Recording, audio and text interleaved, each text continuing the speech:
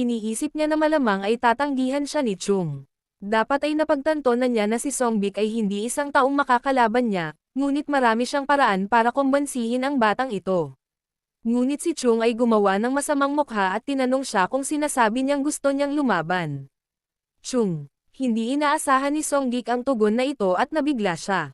Nahihiya siya at sinusubukang i-clear ang kanyang posisyon na hindi ito eksaktong pakikipaglaban, kundi pagsasanay sa pamamagitan ng pagpapalitan ng sword techniques. Tinutuya siya ni Chung at diretsong nagtanong, kung hindi ito nangangahulugan ng away, ano ito? Sinabi niya sa kanya na palagi niyang tinatanggap ang mga away, ngunit hindi dapat pagsisihan ito ni Songbik. Maya-maya, pagkatapos nito, magkalaban silang dalawa sa field. Tinanong siya ni Songbik kung ano ang kanyang pangalan ng monastic. Sumagot siya na wala siya, ngunit ang kanyang pangalan ay Chung Mayong. Sinabi ni Songbik na tatawagan siya sa kanyang pangalan. Pagkatapos ay sinabihan niya si Chung na makinig sa kanya ng mabuti, at sinabi na bibigyan niya siya ng payo. Dahil bata pa lang siya, sinabi niya na maaaring isipin ni Chung na wala siyang ginagawang mali sa ngayon, ngunit ang mga gawain sa mundo ay hindi palaging tinutukoy kung ang isa ay gumagawa ng mali o hindi. Binigyan siya ni Chung ng masamang tingin. Payo sa kanya ni Songbik, upang bumalik sa Mount Wasek bago siya makatagpo ng anumang mas malaking problema, nagpatuloy siya sa pagsasalita, ngunit pinutol siya ni Chung, nagtanong kung hindi siya lalaban. Nabigla si Songbik sa kanyang sagot. Sinabi ni Chang na sa palagay niya ay mas gusto ng mga mula sa Southern Edge sect ang mga salita kaysa sa swords. Itinatanong niya kung bakit siya patuloy na nagdadaldal kung siya naman ang nagmumungkahi ng away. Nawala ang galit ni HWI Go matapos makinig kay Chung at tinawag siya ng mga pangalan. Pinipigilan siya ni Songbik sa pamamagitan ng pagkumpas ng kanyang kamay, ngunit siya rin, hinawakan ng mahigpit ang kanyang espada at sa tingin niya ay hindi siya sapat na disiplina sa pag-iisip, dahil hindi niya maiwasang gugustuhin na talunin ang tae ng daga na iyon. Nagalit siya, at sa tingin niya ay tama si Chung at wala ng dahilan para magpigil pa si Songbik. Itinaas niya ang kanyang sword at naghanda para simulan ang laban. Kaagad, sumigaw siya na siya si Songbik Lee ng Southern Edge sect ay buong kabab ang loob na humiling na magkaroon ng sword sparring kay Chung Mayong ng Mount Wasek. Bigla, sinabihan siya ni Chung na huminto doon sandali. Tinanong siya ni Songbik ng dahilan. Sumagot si Chung na hindi siya nakikipag-usap sa kanya, at hiniling sa kanya na ipahiram sa kanya ang kanyang espada. Nagulat si HWI at Songbik nang marinig siya at iniisip kung iyon ba ang dapat sabihin ng isang alagad ng isang kilalang sekta. Iniisip ni Songbik na ang unang bagay na natutunan ng mga disipulo ng swordsmanship sects ay huwag hayaan ang sinuman na magpatong ng kanilang mga kamay sa kanilang mga swords, ngunit hinihiling pa ni Chung na hiramin si Haiz.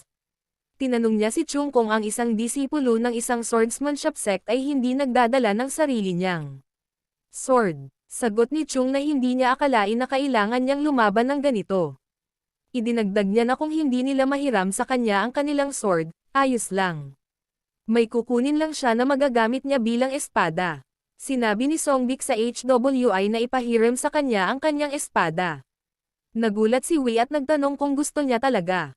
Tinanong siya ni Songbik kung gusto niyang malaman ng mga tao na ang mga disipulo ng Southern Edge sect ay nagbanta na lalabanan ang disipulo ng Mount Wasek na wala man lang espada.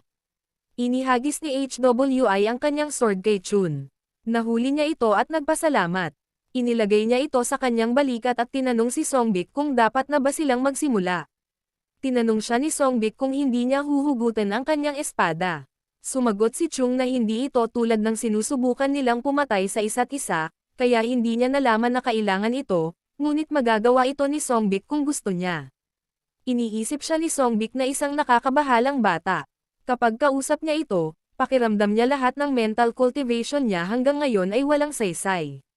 Binabalak niyang itaboy siya sa pamamagitan ng pananakot ng kaunti, ngunit hindi niya akalaing makikinig siya sa kanyang mga salita ng walang kaunting aral. Galit, sinabi niya kay Chung na mas mabuting huwag niyang pababayaan ang kanyang bantay. Sa sandaling napagtanto niyang si Songbik ay hindi nagpapakita sa kanya ng anumang awa, ito ay magiging huli na para sa kanya. Si Chung ay kumilos ng walang pakialam at sinabihan siyang magmadali at tapusin na ito. Wala siyang buong araw para dito. Pamwesto si Songbik, nagsagawa ng teknik, at tumakbo patungo kay Chung sa supersonic na bilis. Napatingin sa kanya si Chung na may pagtataka na ekspresyon habang inihahampas ni Songbik ang kanyang sword sa kanya para umatake. Agad itong hinaranggan ni Chung, ngunit napaatras siya ng kaunti. Mukhang nagulat si Chung nang makita niyang inatake siyang muli ni Songbik nang walang pahinga, ngunit hinarang muli ni Chung ang kanyang pag-atake. Tuloy-tuloy ang sampalan. Nakatayo lang ang HWI Go at nagmamasid. Medyo galit daw si Sahyong. Parang ayaw na niyang matapos ito ng mabilis. Sinabi niya na ang batang ito ay nakuha sa ilalim ng balat ng Sahyong. Sa tingin niya ay maling tao ang pinili ni Chung na gagawin. Kaya, bagamat parang pinipigilan niya ang sarili laban kay Sahyong, malamang na kinukuha nito ang lahat ng kailangan niya para manatiling nakatayo. Sinabi niya na maaaring tapusin siya ni Sahyong anumang oras na gusto niya, ngunit kung gagawin niya iyon, iisipin ng mga tao na hindi niya kailangan na haras ang isang maliit na bata na nagmamasid kay Songbik. Sa palagay niya ay gumagamit siya ng sapat na kapangyarihan upang matiyak na ang bata ay halos hindi makaiwas sa kanyang mga pag-atake. Sa madaling salita, tinuturuan niya ng leksyon ang bata nang hindi siya tinatamaan kahit isang beses, bagamat sa tingin niya ay medyo mapagbigay ng leksyon para sa gayong mayabang na brat. Sana lang ay hindi masyadong mapagod si Sahyong. Huminto sandali sina Chung at Songbik para habulin ang kanilang hininga. Hindi makapaniwala si Songbik na pinalihis muli ni Chung ang kanyang pag-atake gamit ang napakabigat at mabagal na sword. Nagsimula siyang mag-isip tungkol sa kanyang pinakaunang pag-atake na hinarang ni Chung na para bang alam niya ang trajectory na susundan ng kanyang talam. Iniisip niya kung binabasa ni Chung ang landas ng kanyang talam, at kung posible nga iyon nang hindi binabasa ang kanyang isip. Tumakbo siyang muli patungo sa kanya, na nagsasalaysay na kahit na labis niyang pinahahalagahan, si Chung ay mukhang mga 15 taong gulang lamang. Ibig sabihin ay halos kasing edad niya ang kanyang nakababatang kapatid kung mayroon siya. Mahirap pang ang isipin na kayang gawin ng isang bata ang ganoong bagay habang ginagawa ang susunod niyang teknik. Iniisip niya kung kaya ba itong ilihis ni Chung. Binago niya ang direksyon ng pag-atake sa gitna, ngunit matagumpay pa rin itong nailihis ni Chung. Natigilan si Songbik nang makita siyang pinapalihis ang bawat isa sa kanyang mga hampas. Tumalon pabalik si Chung at pinapanatili ang distansya. Sinabi ni Songbik na ang kanyang talento sa swordsmanship ay itinuturing na isa sa pinakamahusay sa Southern Edge sect. Pero hinahamon ito ng batang ito. Napapikit siya sa galit, at isang kakaibang mana ang nagsimulang dumaloy sa paligid niya. Nagtataka si Chung kung ano ang binabalak niyang gawin.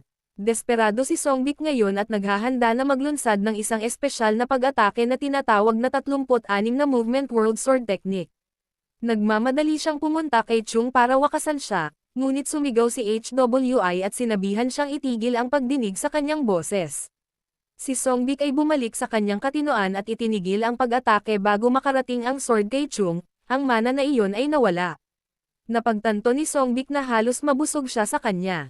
Biglang, isang pag-atake ang inilunsad kay Chung, at siya ay napaatras ng napakalakas na siya ay nontog sa pinto, umubo ng dugo at bumagsak sa lupa na walang malay. Natigilan si Songbik dahil sa gulat. Tumakbo si HWI Go patungo sa kanya, tinawag ang kanyang pangalan at tinanong kung ano ang ginawa niya sa bata. Sinabi ni Songbik na wala siyang ginawa, ngunit siya mismo ay hindi alam kung ano ang nangyari. Kaya biglang, pumunta si HWI kay Chung at binuhat siya mula sa lupa. Sinabi ni Songbik na sigurado siyang binawi niya ang kanyang chi mula sa espada, ngunit inatake pa rin siya. Kahit papaano, hindi man lang siya makalmat ni Songbik nang buong lakas siyang umatake kanina. Nagtataka siya kung paano posibleng lumipad siya ng paatras nang nataman siya ng kanyang sword matapos niyang bawiin ang lahat ng kanyang chi mula rito. Hawak ni Wei si Chung sa kanyang mga braso. Biglang nagsuka si Chung ng dugo sa malaking halaga. Natakot ang HWI na makita ang kalagayan ni Chung at tinanong si Songbik kung ano ang dapat nilang gawin. Gulat na gulat pa rin si Songbik at sa tingin niya ay hindi niya alam na may dugong bumubulwak ng ganoon mula sa bibig ng isang tao. Iniisip din niya na siya ay nasa mali kahit na sino ang makakita nito. Ngunit bumalik sa katinoan si Songbik nang marinig niya ang boses ni Jiangui. Pareho silang natatakot na makita siya doon, sigaw ni Jiangui, nagtatanong kung ano ang nangyayari dito. Pagkaraan ng ilang sandali, dumating ang isang doktor at sinuri ang kondisyon ni Chung at idineklara itong kritikal. Sinabi niya na ang loob ni Chung ay naging gulo. Dapat nila siyang gamutin kaagad. Binuhat ng katulong si Chung sa kanyang likod at dinala siya sa loob. Ang iba sa kanila ay nakatayo doon. Iniisip ni Songbik kung mayroon bang anumang paliwanag para sa sitwasyong ito. Iniisip niya na kahit ang lolo ni Jujang ay hindi makabuo ng katwiran sa nangyari doon. Sinabi sa kanila ni Jiang Gui na tinatawag nila ang kanilang sarili na isang kilalang sekta, ngunit ginamit nila ang isang nakamamatay na teknik laban sa bata. Sinabi niya noon na itinuturing niyang matuwid ang Southern Edge Sect. Galit na tinanong niya kung paano niya kukunin ang sitwasyong ito na nangyari sa harap ng kanyang mga mata. Galit na galit siyang tumingin kay Songbik at sinabing hindi niya makakalimutan ang nangyari dito ngayon. Sinabi niya sa kanya na umalis kaagad sa lugar na ito. Si Songbik ay, para marinig iyon dahil hindi niya ito iniisip. Biglang lumapit doon si Maxim at nagtanong, ano ang dahilan ng lahat ng kaguluhan. Pinutol ni Songbik, naririnig ang boses niya. Tinanong niya ang iyong master, kung ano ang nangyayari.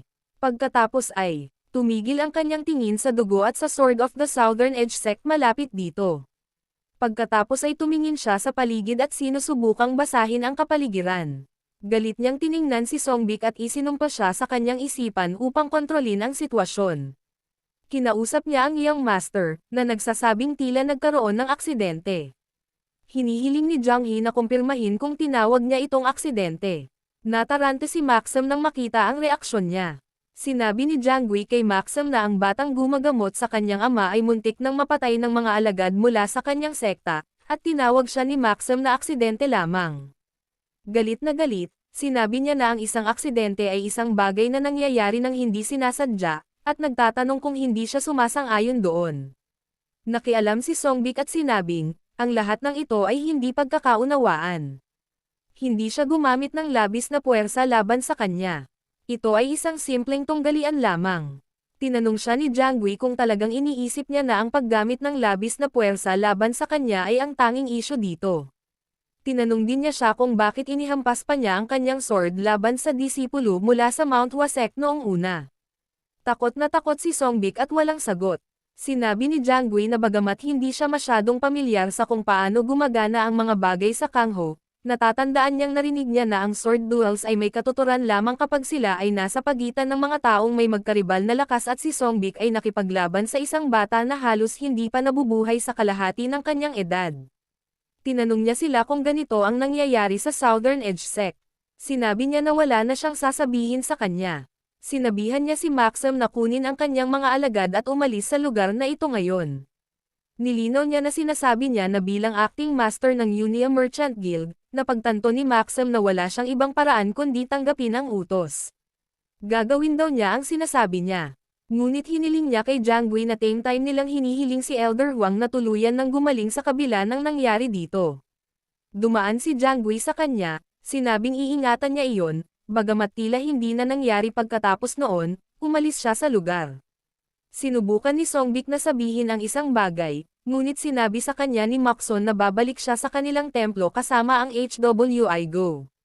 Isinasaad niya na ang may pananagutan dito ay dapat yumako ng buong responsibilidad para dito. Sinabi niya kay Songbik na mananatili siya rito at gagawin ang lahat para makuha ang kapatawaran ng iyong master bago bumalik sa templo. Kinagat ni Songbik ang kanyang mga ngipin habang siya ay pinarurusahan. Sa kabilang panig, isang katulong ang nagpaalam kay Jiang Hui na, ayon sa doktor, ang sitwasyon ng bata ay kritikal, dahil ang kanyang chi veins ay ganap na naubos, bagaman sila ay ginamo na ang mga ito ay hindi magagarantiyahan ng ganap na paggaling. Tinanong ni Jiang Gui kung nangangahulugan iyon na wala na sa panganib ang kanyang buhay, kahit sa ngayon. Ang sabi ng ibang lalaki ay nag-assume siya. Medyo gamaan ang loob ni Jiang Gui sa narinig. Tinanong niya ang katulong kung may sinabi ang doktor tungkol sa kung kailan siya magkakamalay.